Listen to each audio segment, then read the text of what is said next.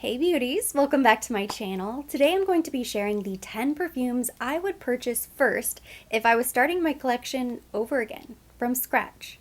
Zero. If God forbid something happened and I had to rebuild all over again, these would be the perfumes I would want to begin with. Some of these choices might be a bit surprising because there are a couple different directions you could go, different strategies, if you will. This isn't my top 10 perfumes for life list. I didn't simply choose the 10 strongest or the 10 most unique because realistically, I wouldn't run out and buy what would most likely be the 10 most expensive fragrances in my current collection. What I would do instead is I would start with this group. We'll call it my core collection, and then I would build around it. And I love this prompt idea. I think it is so much fun. It was very tricky to put this together. And I got the idea from Alithia Marie. She has a fragrance channel here on YouTube. If you're not already familiar with her, I will link her channel and her video down below. I love her taste in both fragrance and style. I know you will love her videos as well. I'm starting with my core 4 fragrances, which are all Chanel, so that would have to be my first stop on the shopping trip. If I'm starting over, this right here is my first purchase. For a couple of different reasons. Of course, if you know me, you know I love Chanel. It's my favorite luxury brand, arguably the #1 luxury brand in the world.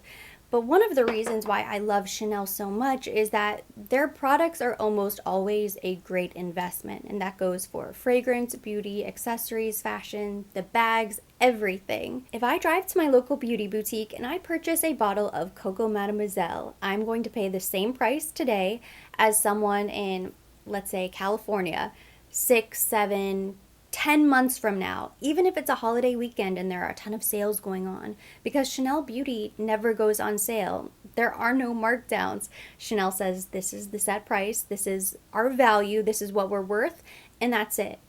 Which might feel kind of frustrating because other luxury brands tend to go on sale, but it's a good thing for the consumer because you're never going to feel like you were duped or that you wasted your money. And because it's Chanel and it's such great quality, it retains a lot of its resale value as well. So I always feel like it is a good investment.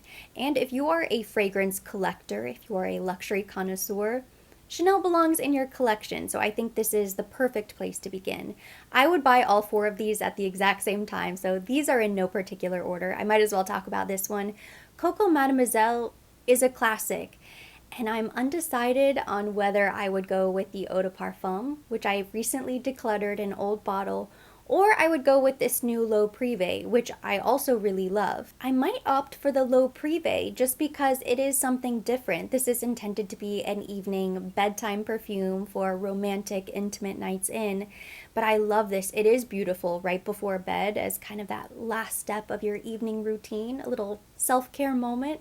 But it's also really great because it's a bit lighter. I think it works really nicely for a hot climate, like here in Miami, for daily use. You could spray this on every day if you didn't want something as heavy as an eau de parfum or even an eau de toilette. And the L'Eau Privée is a little bit different. They kind of tweaked it. They heightened certain notes so that it is a different fragrance. It still captures the essence of Coco Mademoiselle, but it's a little bit unique. It's a warm floral with keynotes of rose, jasmine, and white musk. It's a delicate, sensual interpretation of Coco Mademoiselle designed to be worn at night behind closed doors. A little bit powdery, a little bit sweet. It's very feminine. For the longest time, Coco Mademoiselle was my go-to favorite fragrance, and it still is one of my favorite fragrances of all time, and it is certainly one of the best Chanel fragrances. But it's just a classic staple perfume. This would have to be in my collection. Next up is Coco Noir. Have to have it in my collection. This bottle is old, so unfortunately I can't wear this one anymore. But a couple months ago, I purchased the body cream, and I really love that. So I'll layer the body cream underneath some of my other fragrances, so I still can smell Coco Noir, but it is such a classic staple fragrance. It belongs in any Chanel fragrance collection, and because Coco Mademoiselle, especially L'Eau Privée, is perfect for daytime, Coco Noir is perfect for evenings and date nights. So already with those 2 fragrances, I feel like you're covered for most occasions. It's a classic floral with keynotes of jasmine absolute, bourbon vanilla, rose absolute, Venezuelan tonka bean, patchouli, and white musk. Oof. Yeah, this bottle has definitely turned, unfortunately. I wish you could smell this bottle so you could see how this fragrance smells. It's not very good. It's not nice, so I'm not going to spray this. I don't want it to scent the room. A fresh bottle of Coco Noir is very sexy and seductive. It's a moodier fragrance because it's a bit spicy. I remember when I worked at the Chanel counter, a lot of people who I would introduce this fragrance to would say, oh wow. They would either love it or they would hate it, but a lot of people said it smells unisex. And I think it does have maybe a ferocious quality that you might find in some men's colognes. But I think this is incredible on a woman. I think the woman who wears Coco Noir is very fashionable. She loves style. She's very chic, dressed to the nines, head to toe, and even the bottle is incredible. I'm going to keep this one to display, and then sometime soon I will be picking up another Coco Noir to add to my collection. And then the two exclusive fragrances I have here from Chanel are Gardenia and Beige. And that sort of creates the nucleus, if you will, of my core fragrance collection. Gardenia was my wedding day fragrance, so if something was happening and I was about to lose it all, this would be the first fragrance that I would grab and try to save out of all of them. I love Gardenia. It is just a beautiful floral fragrance. If you love Gardenia, if you love tuberose, white flowers, I think you will love this. What's great about Gardenia is that it's very simple. It is so elegant and it's just a timeless fragrance, but I find it difficult to imagine somebody not liking it if they do like tuberose, gardenia, white floral fragrances, because it's just kind of clean. It does have a bit of a green, crispy quality, but it's not too green, it's not harsh, it's not bitter. There's a hint of sweetness and it's just like a fresh bouquet, as if you're walking through a garden and you're just sort of hit in the face with that fresh gardenia smell. I am biased, but I do think it is incredibly bridal because it just smells so pure and delicate. And then Beige, on the other hand, is another floral fragrance, but this one has a little bit more of a zip to it. It's a very happy, bright floral fragrance. I think this would be beautiful on a daily basis, could be an incredible signature scent. I imagine the woman who wears beige is just the most chic, sophisticated, well put together CEO type of woman. I always say the woman who wears beige has her life together. Like she never has laundry piled up. She's kind of the ultimate multitasker.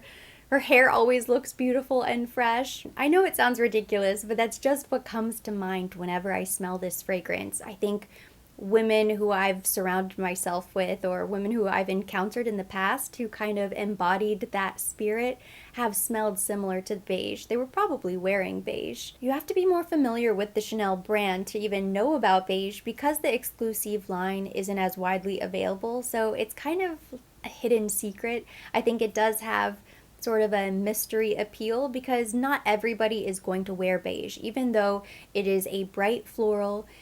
It's not so unique that it's necessarily going to stand out in the crowd. Chances are you'll be the only one in the room wearing it, so it's not incredibly popular like Coco Mademoiselle, which you might smell on multiple people if you go out for the evening.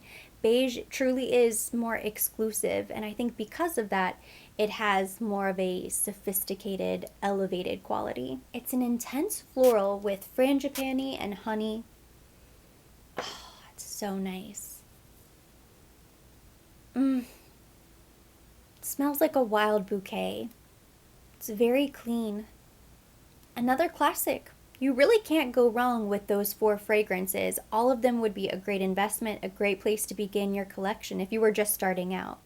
After my Chanel picks, I'm left with 3 daytime perfumes and then 3 evening special occasion fragrances. So I'm going to begin with daytime. The first is Montal Paris Roses Musk.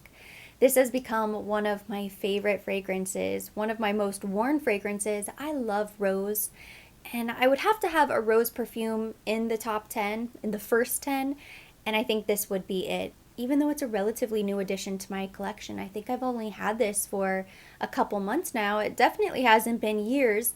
I feel like this is a new staple, and I can't imagine not having it in my fragrance collection. It would certainly be one of my first purchases if I was starting with 0. The top note is rose, the middle is jasmine and rose, and then ambergris and musk in the base. So it's not just straightforward rose. I think this is a very modern rose fragrance. It's so pretty. Slightly sweet, slightly sensual, could be daytime or evening, but I think this is a beautiful signature scent, especially for spring, summer, maybe even fall. Year round, honestly, you could wear Rose's Musk, and I think it would just be perfect. There's not a wrong occasion to wear this perfume. It's one of the only niche fragrances on this list, and it is a niche perfume even though it's available at Bloomingdale's and other department stores. It's not exactly hard to find, but it's not as well known. Which, if I were starting out my collection from scratch, I wouldn't just run out and buy all of the most obscure, expensive niche perfumes. I would want to build up my core designer collection first, and then I would go with the really unique, special fragrances. One, because I would probably need to budget accordingly, but two, these are some of my most worn, very practical fragrances. Rose's Musk, I think, would be perfect for a job interview, could also be worn for a first date. It's very understated, but glamorous at the same time. There's a maturity to this fragrance, almost a tad bit conservative, but I think it works in its favor because it's just very versatile, always appropriate, you know you smell incredible. And I always get a lot of compliments when I wear Rose's Musk. My next daytime pick is Dolce & Gabbana The One. The classic. I have loved this fragrance for years and years. It just never gets old. I don't know what it is about this fragrance, but I think it is just the ultimate modern, sophisticated class in a bottle. When I smell this, it is the scent of luxury, in my opinion. Another CEO, chic, sophisticated woman type of fragrance. When you want to smell like $1,000,000, Dolce & Gabbana. But like Rose's Musk, it's sort of understated. It's not in your face. It's not necessarily going to turn heads, but people might think, wow, she smells amazing. Who is that? It's a warm, sweet gourmand. It opens with sparkling bergamot and mandarin. It has jasmine, amber, peach, vanilla, and musk. You smell like old money with Dolce & Gabbana The One. Oh, it's so beautiful. Timeless. And what's funny is that I very rarely grab this fragrance. When I was putting together this list, thinking of the first 10 fragrances I would purchase, I was kind of torn between the fragrances that I wear the most often and the fragrances that I just want in my collection. As a fragrance collector, as a lover of all things luxury, I have to have Dolce & Gabbana The One. It's easy to get overwhelmed by all of the new fragrances and what's new, that sometimes I forget about my old favorites. But every once in a while, I'll return to it, and I'm so happy that I have it in my collection. It's just something that I need to be able to see it on the shelf. It's sweet, but it's not too sweet, and it does have a bit of warmth to it. Even though I've categorized this as daytime, I think it would be incredible for evenings as well, because it does have a little sensuality. It's not sexy, but it's a little bit sensual. It's very feminine, but it's not too much, which is why I think it's perfect for daytime. Classic. And my third daytime pick would be D&G number 3 L'Imperatrice. This is the fun, flirty, very fruity, bright, kind of spray with abandon body splash-ish, but elevated version, because I would need something like that in my collection. I have a couple fragrances that kind of fit that description, but my favorite would be L'Imperatrice. It's a fruity floral with watermelon, kiwi, sandalwood. It's an instant mood booster. Just puts a smile on my face. Smells like a sophisticated fruit salad, but light. So this is the type of fragrance that you can just spray it on anytime. If you're running out the door and you don't really have time to think about what fragrance you're going to wear, you just grab this, spray, get out the door. You know you smell good. I also think it's a great introductory perfume. If you're somebody who's still wearing a lot of Victoria's Secret, body splashes, kind of the less expensive brands, and you are looking to get into designer fragrances, I think this would be a nice gateway for you. I have heard from some people online that say they don't like it, but for the most part, I think this falls into the crowd pleaser category. A lot of people are going to love this. The next three would be my weekend, evening, special occasion picks, starting with Mon Guerlain Intense, which has become one of my favorite fragrances. It is incredibly beautiful, perfect for evenings. It's a little bit sweet, it's a little bit spicy. It's definitely a moodier fragrance, so I think it's also really nice for fall, winter. Oh, it's so good. Mmm. Incredibly feminine, very sexy, so I think this is perfect for date night. It's one of my husband's favorite fragrances on me. And I wear all of my favorites around him, and he won't say a word. But as soon as I spray Mon Guerlain Intense, his nose just kind of goes up in the air, just like jazzy. And he's like, "What are you wearing? You smell so amazing." Giving me all of these flowery compliments, which he never does unless I'm wearing this fragrance. So, of course, I had to add it to my collection. It has keynotes of lavender, vanilla, and patchouli. I could eliminate a lot of fragrances from my current collection that would be in the same category as Mon Guerlain Intense. If I really had to narrow it down to 10, this has to be on the list. And I put off purchasing it the first time around because my fragrance collection was so big and I didn't really think I needed it. I didn't feel like I really needed it in my collection, but I'm so happy I picked this up and now I wear it constantly. Next, we have Lost Cherry from Tom Ford, one of my all-time favorite fragrances from Tom Ford.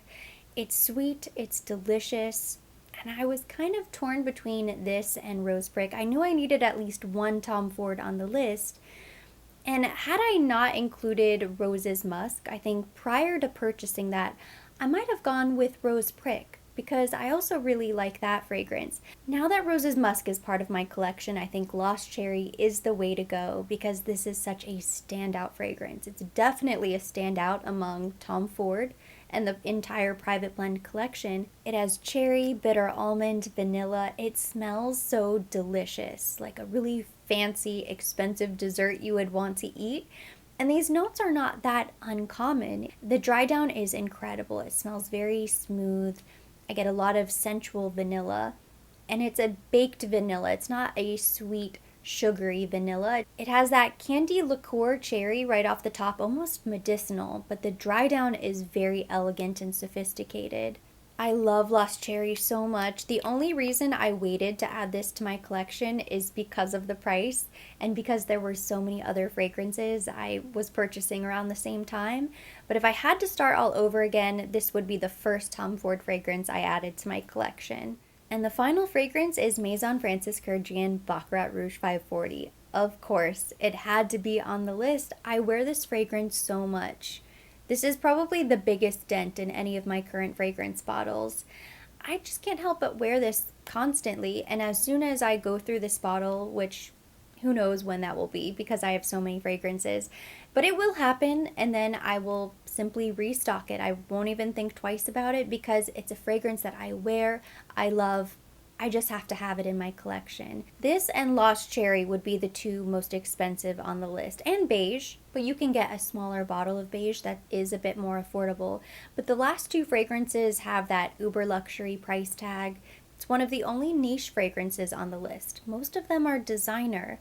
But this would probably be the first niche fragrance that I would purchase. After I left the Chanel boutique and I bought my Core 4, this would be my next purchase. Greenwich Village, Tribeca, Elixir. There are a couple other fragrances in my collection that have that star power that I would say are in the same family as Baccarat, but I wouldn't go out and buy all of those at the same time because I would be broke and I would have no money for any of the other fragrances on the list. So I did my best to be realistic because this is, I want to say $350. It would also make an incredible signature scent. It could be worn daytime, evening, special occasions. I generally only wear this out in the evenings, but I don't think I've ever gone out of my house wearing Baccarat and not received a compliment. It has a cult following for a reason, and I think it deserves all of the hype it gets. I just love this fragrance so much, I would have to purchase. That completes my list of the 10 fragrances I would purchase first if I was starting my collection over again,